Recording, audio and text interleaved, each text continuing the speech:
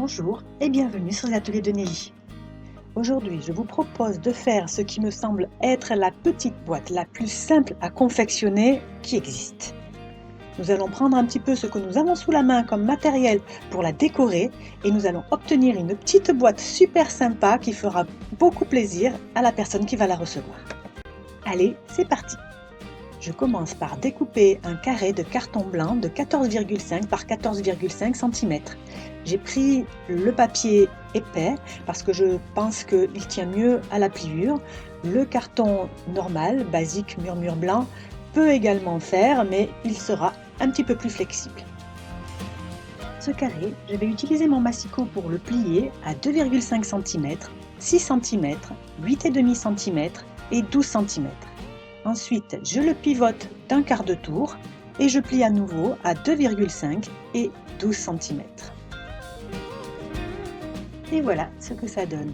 Je vais tracer à l'écran les lignes que vous devez ensuite couper avec un ciseau.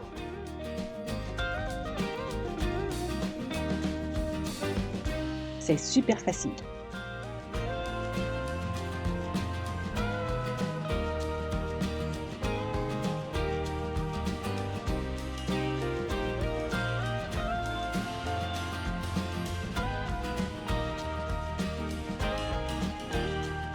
Avez-vous un plioir? Stampin' Up en vend un et à mon avis c'est vraiment un outil indispensable pour avoir un joli fini.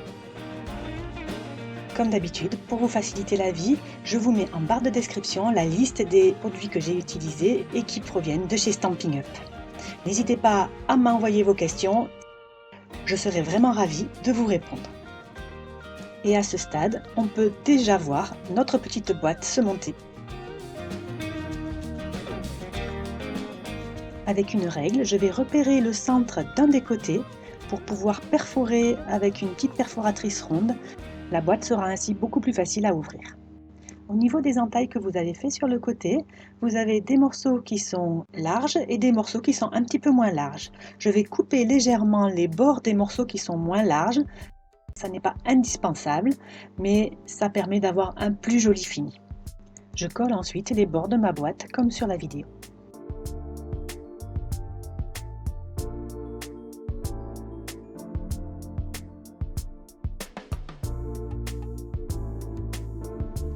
Pour la colle utilisée, vous pouvez utiliser n'importe quelle colle que vous avez sous la main. Moi, vous savez que j'aime bien ma Scotch verte. Maintenant, Stampin' Up vend pas mal de colles qui sont très bien aussi. N'hésitez pas à essayer pour savoir celle qui vous convient le mieux.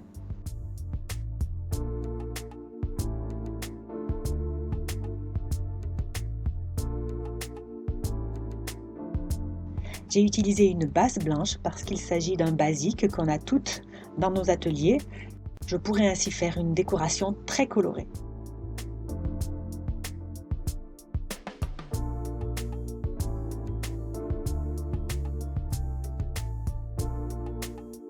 Et voilà notre petite boîte déjà finie. Pour moi, il s'agit de la petite boîte la plus simple qui existe. Si vous êtes débutant, n'hésitez pas à me dire en commentaire ce que vous avez pensé. Pour la décoration, je sors mes die Chic étiquettes, mais vous pouvez faire avec n'importe quelles étiquettes que vous avez à la maison. Et si vous n'avez pas la chance d'avoir une machine de découpe, tout peut se découper très facilement au ciseau, je l'ai fait pendant des années. Vous vous souvenez du set de tampons libre comme un oiseau? Il est encore dans le catalogue annuel cette année et je l'adore. Nous allons utiliser les fleurs et les branchages et je vais les colorier. Pour les colorier avec l'encre Stampin' Up, je vais les tamponner avec de l'encre Stazone, qui est une encre qui va résister à l'eau.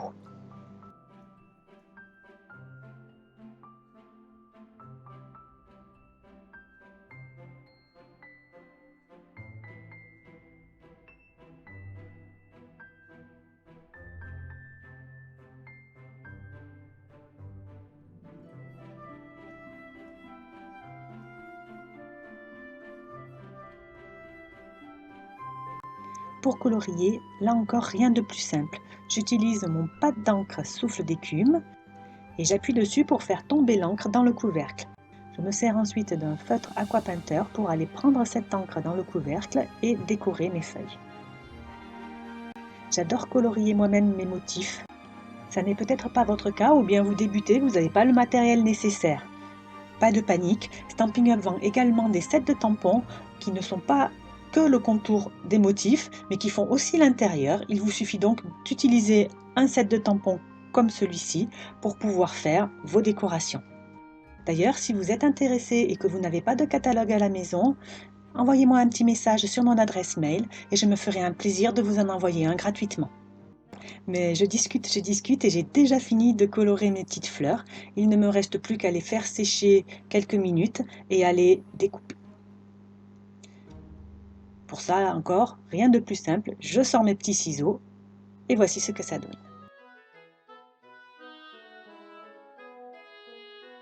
Je sors également mon galon de dentelle festonné.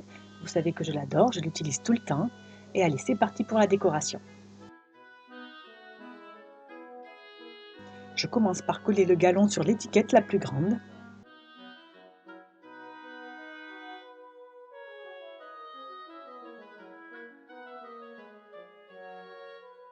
Puis je colle l'étiquette cercle au-dessus, légèrement décentrée. Et ensuite, l'étiquette bleue. Vous avez vu le petit coucou qui est en texte? C'est un tampon du set de tampons, libre comme un oiseau.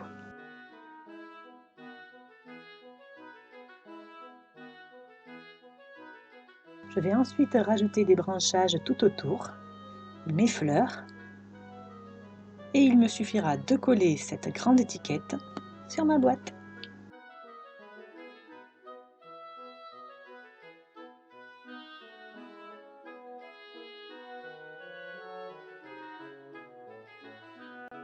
Cette boîte peut être offerte à toutes sortes d'occasions. On peut en modifier la décoration si par exemple on veut l'utiliser sur une table de Noël ou pour la Saint-Valentin.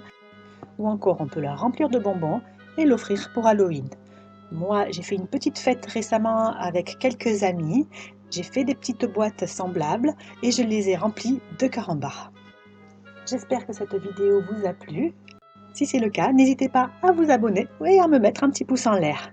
Je vous retrouve la semaine prochaine pour un nouvel atelier. Je vous dis à bientôt!